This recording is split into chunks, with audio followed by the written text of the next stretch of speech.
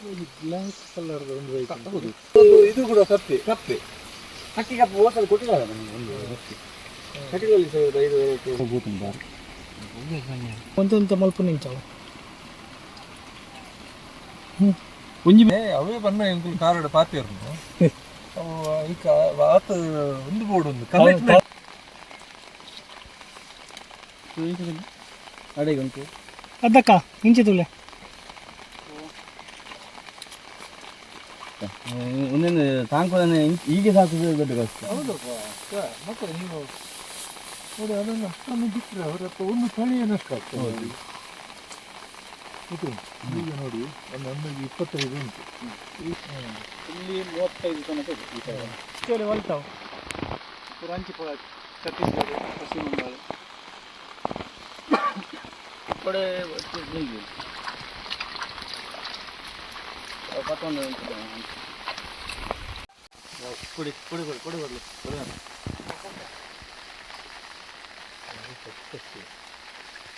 ಅವರಿಗೆ ಎಷ್ಟು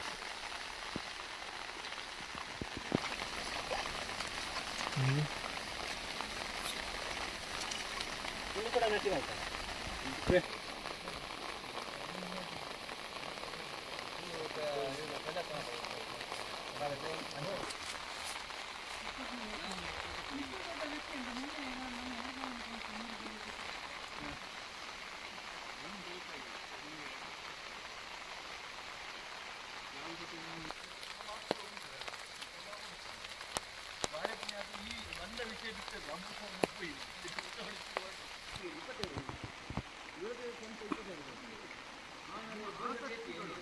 ಮಾಡಲಿಕ್ಕೆ ಇದ್ರೆ ಏನು ಬೇಕಾದ್ರೂ ಎಂತ ಮಾಡ್ಬೋದು ಇಲ್ಲದಿಲ್ಲ ಅಂತ ಅಂದರೆ ಆಸಕ್ತಿ ಮಾತ್ರ ಮಾಡಿಸ್ತೀವಿ. ಮತ್ತು 25 ಪೋಷಕ ಏತುಗಳು ಜಾಸ್ತಿ ಮಾಡ್ತೀವಿ. ಒಂದು ಭಾರಿ ಖರ್ಚಿಗೆ ಜಾಸ್ತಿ ಮಾಡ್ತೀವಿ.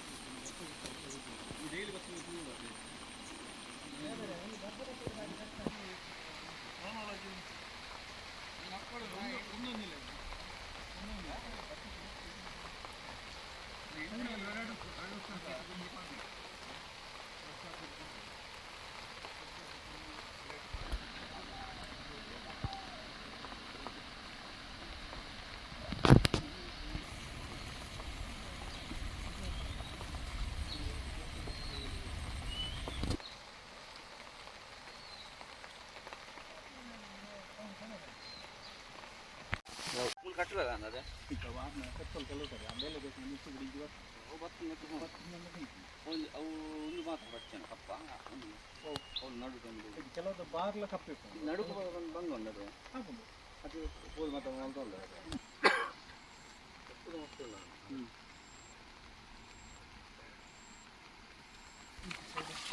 ಕೊಡಿ, ನಾನು ಹಿಡ್ಕೊಳ್ಬೇಕಾ ನಿಮಗೆ?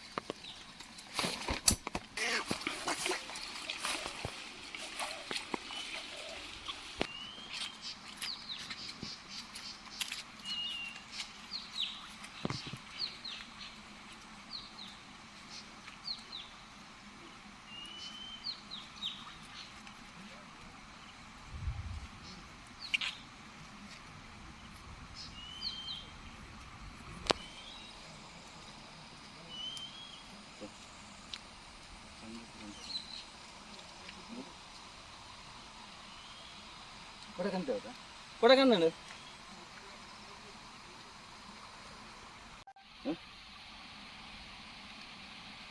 ಇನ್ನು ಮಲ್ಲ ಟಿ ವಿಡಿಲ್ಲ ಫುಲ್ ಹೋಗಿ ಒಯ್ ಸುಖವಾದ ಬಣ್ಣದ್ದು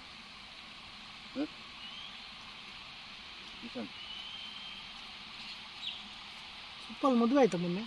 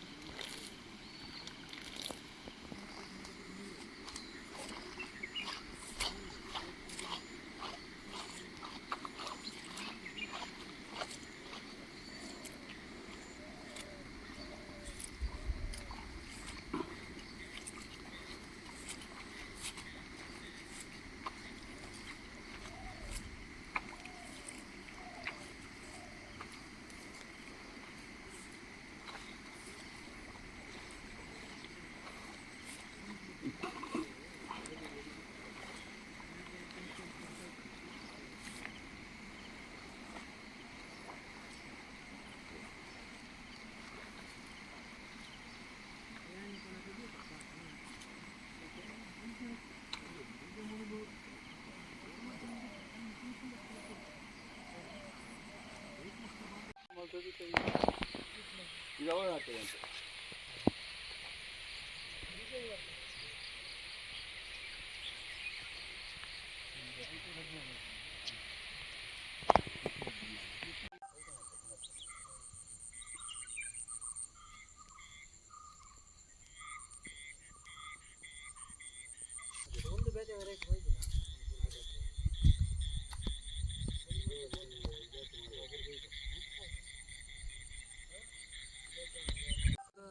ಗಿಡ ಸಿಗ್ತದೆ 10 ಗಿಡಕ್ಕೆ ಒಂದು ಗಿಡ ಗಂಡು ಗಿಡ ಹಾಕ್ಬೇಕು.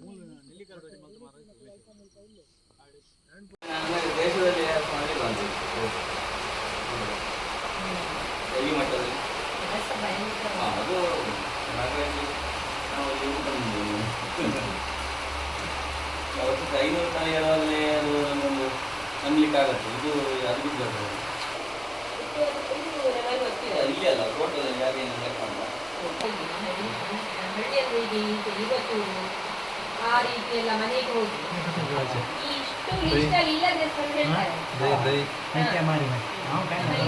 ತಳಿಗಳ ಹೆಸರೇ ಬೇರೆ ಮಾಡುವಂಥದ್ದು ಎಲ್ಲ ನಾಶ ಆಗಿದೆ. ಮತ್ತೆ ಲಾಭದ ಕಡೆ ಮುಖ ಮಾಡಿದಾಗ ಮನುಷ್ಯ ಮತ್ತೆ ಅವನಿಗೆ ಬೇರೆ ಯಾವ್ದು ಕಾಣುದಿಲ್ಲ. ಈಗ ಫೋನ್ ಮಾಡುವವರು ಕೇಳುದೆಂತ ಗೊತ್ತಿಲ್ಲ, ಫೋನ್ ಮಾಡ್ತಾರೆ. ಇದರಲ್ಲಿ ಒಂದು 30 ಸೆಂಟ್ ಜಾಗ ಇದೆ. 30 ಸೆಂಟ್ ಜಾಗದಲ್ಲಿ ಸಾಧಾರಣ ಒಂದು 2x2 2 ಸ್ಕ್ವೇರ್ ಫೀಟ್ ಬಿಟ್ಟು 2 ಸ್ಕ್ವೇರ್ ಫೀಟ್ ಒಳಗೆ ಬೀಜವನ್ನು ನನ್ನ ಹೆಂಡತಿ ಮತ್ತು ಮಕ್ಕಳು ಹಾಕಿದ್ದಾರೆ. ಒಂದು 900 ವೆರೈಟಿ ಹಾಕಿದ್ರು. ಅದರಲ್ಲಿ ಒಂದು 50-60 ವೆರೈಟಿ ಬರಲಿಲ್ಲ. ಅದರಲ್ಲಿ ಈಗ ಒಂದು 840 ವೆರೈಟಿ ಈ ಗದ್ದೆಯಲ್ಲಿದೆ. ಯಾಕಾಗಿ ಮಾಡ್ತಿರೋದು? ಕೃಷ್ಣ ಮಠಕ್ಕೆ ಡೈಲಿ ಒಂದೊಂದು ವೆರೈಟಿದು ನೈವೇದ್ಯ ಕೊಡಬೇಕಂತೇಳಿ ಈ ಬೀಜವನ್ನು ಬೇರೆ ರೈತರಿಗೆ ಕೊಟ್ಟು ಅವರಿಂದ ಜಾಸ್ತಿ ಮಾಡಿಸಿ ಆ ಅಕ್ಕಿಯನ್ನು ಕೃಷ್ಣ ಮಠಕ್ಕೆ ಕೊಡುವಂಥ ಒಂದು ಯೋಚನೆಯಲ್ಲಿ ಇದ್ದೇವೆ. ಇದು 7 ವರ್ಷದಿಂದ. ಅಂದರೆ ಇದು ವೆಂಕಟೇಶ್ ಮಯ್ಯ ಅಂತೇಳಿ ಮಂಗಳೂರಿನವರು, ಅವರ ಗದ್ದೆ. ಅವರು ನನಗೆ ಎಲ್ಲ ವಿಧದಲ್ಲಿಯೂ ಪ್ರೋತ್ಸಾಹವನ್ನು ಕೊಡ್ತಿದ್ದಾರೆ.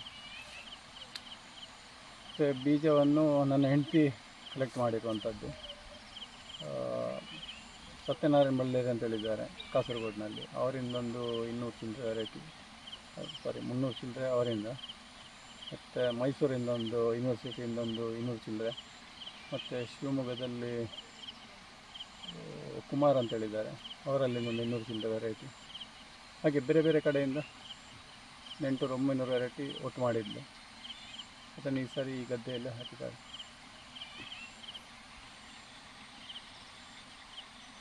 ಅದರ ಬಗ್ಗೆ ಜಾಸ್ತಿ ಏನು ಒಬ್ಬೊಬ್ಬರು ಒಂದೊಂದು ಸಲಹೆಯನ್ನು ಕೊಡ್ತಾರೆ.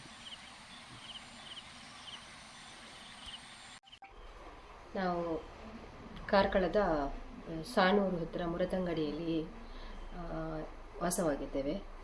ಅಬೂಬಕ್ಕರ್ ಅವರ ಹೆಂಡತಿ ಆಸ್ಮಾ ಬಾನು ಅಂತ ಹೇಳಿ. ನಮಗೆ ಕೃಷಿ ಅಂತ ಹೇಳಿದ್ರೆ ಕೃಷಿಯಲ್ಲಿ ಏನಾದರೂ ಒಂದು ಸಾಧನೆಯನ್ನು ಮಾಡಬೇಕು ಅಂತ ಹೇಳಿ, ಹಾಗೂ ಕೃಷಿಯಲ್ಲಿ ಇರುವಂತಹ ವಿವಿಧ ರೀತಿಯ ಭತ್ತದ ತಳಿಗಳನ್ನು ಸಂಗ್ರಹಿಸಬೇಕು ಅನ್ನುವಂತಹ ಒಂದು ಆಸಕ್ತಿಯಿಂದ ನಾವು ಬೇರೆ ಬೇರೆ ಭತ್ತದ ತಳಿಗಳನ್ನು ಸಂಗ್ರಹಿಸಲಿಕ್ಕೆ ಪ್ರಾರಂಭ ಮಾಡಿದೆವು. ಇದಕ್ಕೆ ನಮಗೆ ಪ್ರಾರಂಭದಲ್ಲಿ ಹಲವಾರು ಕೃಷಿಕರು ಕೂಡ ಸಹಾಯ ಮಾಡಿದ್ದಾರೆ.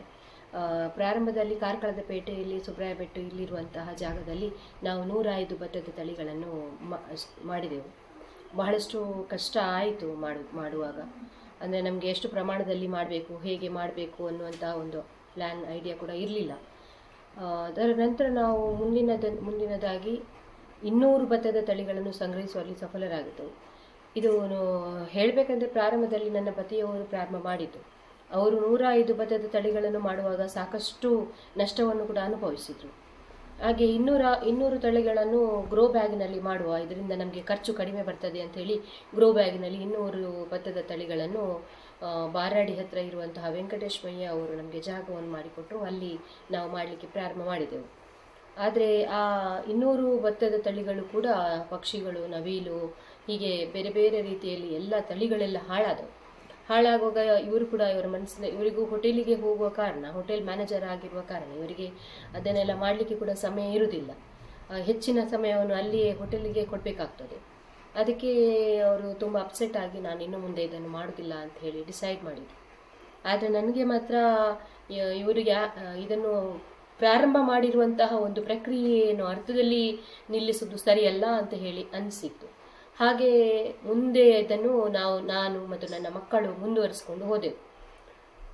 ಹಾಗಾಗಿ ನಾವು ಬೇರೆ ಬೇರೆ ರಾಜ್ಯಗಳಿಗೆ, ನಾನು ಮತ್ತು ನನ್ನ ಸಣ್ಣ ಮಗಳು 10 ವರ್ಷದವಳು, ಬೇರೆ ಬೇರೆ ರಾಜ್ಯಗಳಿಗೆ ಹೋಗಿ ಅಲ್ಲಿಂದ ಬೇರೆ ಬೇರೆ ರೀತಿಯ ಭತ್ತದ ತಳಿಗಳನ್ನು ಸಂಗ್ರಹಿಸಲಿಕ್ಕೆ ಪ್ರಾರಂಭ ಮಾಡಿದೆವು. ನಮಗೆ ಇದಕ್ಕೆ ಕೇರಳದಲ್ಲಿರುವಂತಹ ಸತ್ಯನಾರಾಯಣ ಅವರು ರೈತರ ಪರಿಚಯವನ್ನು ಹೇಳಿದರು. ಅಂದರೆ ಭತ್ತದ ಬೀಜ ಯಾರ ಹತ್ತಿರ ಇದೆ ಅಂತ ರೈತರ ಪರಿಚಯವನ್ನು ಅವರು ಕೊಡ್ತಾ ಇದ್ರು.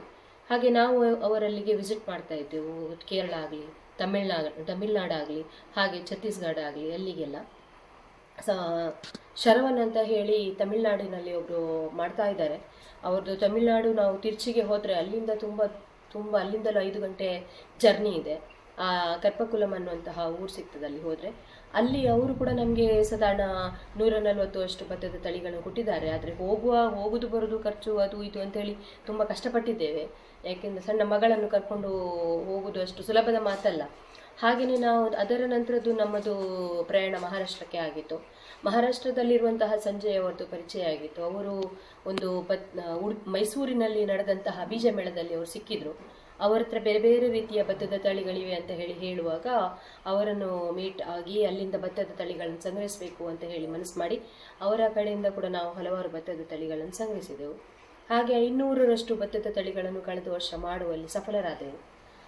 ಮುಂದೆ ಅದಕ್ಕೋಸ್ಕರ ಹಾಗೆ 500ರಷ್ಟು ಭತ್ತದ ತಳಿಗಳನ್ನು ಮಾಡಿದಾಗ ಹಲವಾರು ಕೃಷಿಕರು, ಅದರ ಜೊತೆಗೆ ಬೇರೆ ಬೇರೆ ರೀತಿಯ ಭತ್ತದ ತಳಿ ಸಂರಕ್ಷಕರು ಹಾಗೂ ಸಾವಯವವಾಗಿ ಕೆಲಸವನ್ನು ಮಾಡ್ತಿರುವಂತಹ ಬೇರೆ ಬೇರೆ ರೈತರ ಪರಿಚಯ ಆಯಿತು. ಇದರಲ್ಲಿ ನಮ್ಮ ಹಲವಾರು ಕೃಷಿ ವಿಜ್ಞಾನ ಕೇಂದ್ರದ ವಿಜ್ಞಾನಿಗಳದ್ದು ಕೂಡ ಪರಿಚಯ ಆಯಿತು. ಅವರಿಂದಾಗಿ ಕೂಡ ನಾವು ಬಹಳಷ್ಟು ಮಾಹಿತಿಗಳನ್ನು ಪಡೆದಿದ್ದೇವೆ. ಇದರಲ್ಲಿ ಸ್ಪೆಷಲ್ ಆಗಿ ಹೇಳೋದಂತ ಹೇಳಿದ್ರೆ ಡಾಕ್ಟರ್ ಉಲ್ಲಾಸ್ ಅಂತ ಹೇಳಿ ಶಿವಮೊಗ್ಗದವರು, ಹಾಗೂ ಧನಂಜಯ್ ಅಂತ ಹೇಳಿ ಬ್ರಹ್ಮಾವರದವರು, ಶ್ರೀದೇವಿ ಕೂಡ ಬ್ರಹ್ಮಾವರದವರು. ಅವರು ಕೂಡ ನಮಗೆ ಹಲವಾರು ಸಹಾಯವನ್ನು ಮಾಡಿದ್ದಾರೆ. ನಮ್ಮ ಗದ್ದೆಗೆ ಪದೇ ಪದೇ ಭೇಟಿ ನೀಡ್ತಾ ಇದ್ದಾರೆ. ಅದಕ್ಕೆ ಯಾವ ರೀತಿಯಲ್ಲಿ ಮಾಡುವಂತಹ ಪ್ರೋಸೆಸ್ ಅಂತ ಹೇಳಿ ಅದಕ್ಕೂ ಸಹಾಯವನ್ನು ಮಾಡ್ತಾ ಇದ್ದಾರೆ. ಹಾಗೆ 500ರಷ್ಟು ಭತ್ತದ ತಳಿಗಳನ್ನು ಮಾಡಿ ನಾವು ಅದರಲ್ಲಿ ಸಫಲರಾದಾಗ ನಾನು ಆಲ್ರೆಡಿ ಹೇಳಿದ್ದೆ, ನಮ್ಮದು ಟಾರ್ಗೆಟ್ 1,000 ಭತ್ತದ ತಳಿಗಳು ಸಂರಕ್ಷಿಸಬೇಕು ಅಂತ ಹೇಳಿ. ಹಾಗೆ ಈ ವರ್ಷ ದೇವರ ದಯೆಯಿಂದ ಹಾಗೂ ನಾವು ಉಡುಪಿಯ ಶ್ರೀಕೃಷ್ಣನಿಗೆ 365 ದಿವಸ ಬೇರೆ ಬೇರೆ ರೀತಿಯ ಭತ್ತವನ್ನು ಅಕ್ಕಿಯನ್ನಾಗಿ ಕೊಡುವಂತಹ ಒಂದು ಪ್ಲ್ಯಾನನ್ನು ಕೂಡ ಮಾಡಿದ್ದೇವೆ. ಇದರಲ್ಲಿ ಬಹುಶಃ ಶ್ರೀಕೃಷ್ಣ ದೇವರ ಆಶೀರ್ವಾದ ಹಾಗೂ ನಮ್ಮೆಲ್ಲರ ಪ್ರಯತ್ನದಿಂದಾಗಿ ಈ ವರ್ಷ ನಾವು 830 ಭತ್ತದ ತಳಿಗಳನ್ನು ಮಾಡಿದ್ದೀವಿ ಅಂತ ಹೇಳಿಕ್ಕೆ ತುಂಬ ಸಂತೋಷ ಪಡ್ತಾ ಇದ್ದೇನೆ ಹಾಗೂ ಹೆಮ್ಮೆ ಪಡ್ತಾ ಇದ್ದೇನೆ. ನಮಸ್ಕಾರ, ನಾನು ವೆಂಕಟೇಶ್ ಮಯ್ಯ ಅಂತ, ಇಲ್ಲಿ ಕಾಂತವರ ಗ್ರಾಮ ಬಾರಾಡಿ ಹತ್ರ. ಒಂದು ಕೃಷಿ ಭೂಮಿ ಇದೆ. ಇದರಲ್ಲಿ ನಾನು ಆಹಾರ, ಇಲ್ಲಿ ನಾವು ಲೋಕಲಲ್ಲಿ ತಿನ್ನುವಂಥ ಆಹಾರದ ಬಗ್ಗೆ ತುಂಬ ಕಾಳಜಿಯಿಂದ ಅದನ್ನೆಲ್ಲ ಬೆಳೀತಾ ಇದ್ದೇವೆ. ಹಾಗೂ ಇದರಲ್ಲಿ ಇಲ್ಲಿ ನಮ್ಮ ಅಬೂಬಕರ್ ಅಂತಿದ್ದಾರೆ, ಅವರು ತುಂಬ ಬೆಳೆ ಎಲ್ಲ ಬೆಳೀತಾ ಇದ್ದರು. ಅವರಲ್ಲಿ ಯಾವುದು ನಮ್ಮ ಗದ್ದೆಗಳಲ್ಲಿ ಸುಮಾರು 5 ಎಕರೆಯಷ್ಟು ಗದ್ದೆಗಳಲ್ಲಿ ಅವರು ಏನು ಹೇಳ್ತಾರೋ ಆ ಬೆಳೆಯನ್ನು ಬೆಳೆಯುವ ಅಂತ ನಾನು ತೀರ್ಮಾನ ಮಾಡಿದ್ದೇನೆ. ಅವರೀಗ ನಮ್ಮ ಗದ್ದೆಗಳಲ್ಲಿ ಮುಖ್ಯ ಬೆಳೆಯಾದ ಒಂದು 16-17 ಬಗೆ ನಾವು ಬೆಳೀತಾ ಇದ್ದೇವೆ. ಹಾಗೂ ನಮ್ಮ ಒಂದು ಗದ್ದೆಯಲ್ಲಿ ಅವರು 840 ತಳಿಯ ಭತ್ತವನ್ನು ಬೆಳೆದಿದ್ದಾರೆ. ಅವರು ಫ್ಯಾಮಿಲಿ ಎಲ್ಲ ಬೆಳಿಗ್ಗೆ 6 ಗಂಟೆಯಿಂದ ಸಂಜೆ 6 ಗಂಟೆವರೆಗೆ ಸಹ ಬಂದು ಇಲ್ಲಿ ದುಡಿದು ಅವರ ಆಸಕ್ತಿಯನ್ನು ನೋಡಿಯೇ ನಾನು ಚಕಿತ ಆಗಿದ್ದೇನೆ. ಹಾಗೂ ಅವರು ಕೆಲವು ಬಾಳೆಗಳು ಎಲ್ಲ ಏನಿದೆ ಈ ಭೂಮಿ ಎಂಬುದು ಹಬ್ಬಣ್ಣ ನಿಮ್ಮದು ಸಹ ಸೇರಿ ನಾವು ಮಾಡುವ ಅಂತ ಹೇಳಿ ನಾವು ಅವರಿಗೆ ಆದಷ್ಟು ಸಪೋರ್ಟ್ ಮಾಡ್ತಾ ಇದ್ದೇವೆ. ಅವರಿಗೂ ಭಾಳ ಆಸಕ್ತಿಯಲ್ಲಿ ಮಾಡ್ತಾ ಇದ್ದಾರೆ. ಮತ್ತು ಇಲ್ಲಿ ಒಂದು ನಾಗಸಂಪಿಗೆ ಅಂತ ಇದೆ. ಮತ್ತು ಬೆಳ್ತಿಗೆಯಲ್ಲಿ ಸಣ್ಣ ಗುಣಿ ಮಂಜಣ್ಣ ಅಂತ ಒಂದು ಸಿರ್ಸಿ ಕಡೆಯದ್ದು ಒಂದು ಭತ್ತ ಫಸ್ಟ್ ಒಮ್ಮೆ ಅವರು ಪಾಯಸಕ್ಕೆಲ್ಲ ಕೊಟ್ಟಿದ್ದರು. ಆಮೇಲೆ ಈಗ ನಾವು ಅದನ್ನು ಬೆಳೆದಿದ್ದೇವೆ ಈ ಸರ್ತಿ. ಮತ್ತು ಜೀಗುಜ್ಜೆ, ಪೈನಾಪಲು, ಕಾಟುಬೀರೆ ಅಥವಾ ಮಾಡಾಗಲ, ಮತ್ತು ರಂಬುಟಾನು, ಮೆಂಗಸ್ಟಿನ್ ಎಲ್ಲ ಹಣ್ಣುಗಳಿದೆ. ಮತ್ತು ಹಲಸಿನ ಒಂದು 18 ಬಗೆ ಹಲಸಿನ ಹಣ್ಣು ಇದೆ, ಮಾವು ಇದೆ. ಹಾಗೆ ಎಲ್ಲ ವಿಧಗಳನ್ನು ಬೆಳೀತಾ ಇದ್ದೇವೆ. ಮತ್ತು ಯಾವುದು ಅದರಲ್ಲಿ ಸಕ್ಸಸ್ ಇದೆ, ಒಳ್ಳೆಯ ಈ ವಾತಾವರಣಕ್ಕೆ ಹೊಂದುತ್ತದೆ, ಅದನ್ನು ನಾವು ಜಾಸ್ತಿಯಾಗಿ ಅಭಿವೃದ್ಧಿ ಮಾಡ್ತಾ ಇದ್ದೇವೆ. ನಮಸ್ತೆ.